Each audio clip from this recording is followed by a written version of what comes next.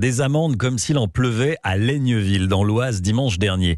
Des automobilistes qui fêtaient un mariage ont roulé en cortège en ne respectant absolument pas le code de la route. Le maire a fait usage de la vidéo-verbalisation. Bonjour Christophe Dietrich.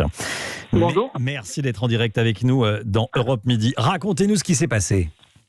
Eh bien, en fait, dimanche vers 13h30, il y avait une brocante à Laigneville ce jour-là et un cortège est arrivé, une fantasia de mariage. Et ils sont arrivés au niveau de cette brocante et très vite, il y a eu une mise en danger manifeste de l'ensemble des personnes qui étaient au niveau de cette brocante.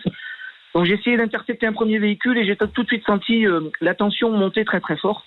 Et donc j'ai renoncé et en même temps, mes policiers municipaux étant présents ce jour-là grâce à la brocante, nous avons décidé, dans un souci de ne pas créer d'émeutes généralisées, parce que c'était tendu aussi sur la brocante, de laisser passer cette fantasia et de la vidéo verbaliser en direct, tout simplement. Vidéo-verbalisation, donc les PV vont arriver dans les jours qui viennent. Vous dites que les gens étaient agressifs au volant des voitures ? Vous les connaissiez ? C'était qui ?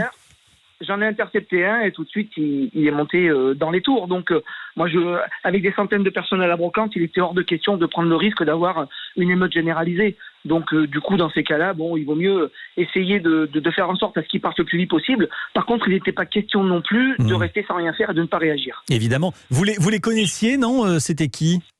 Non, absolument pas. C'était un mariage qui a eu lieu sur le bassin créois. Puisqu'on jouxte le bassin de Creil. Je sais que pendant, a priori, selon les commentaires que j'ai vus, ils tournaient sur la ville depuis 2-3 jours déjà, mais pas sur Laigneville.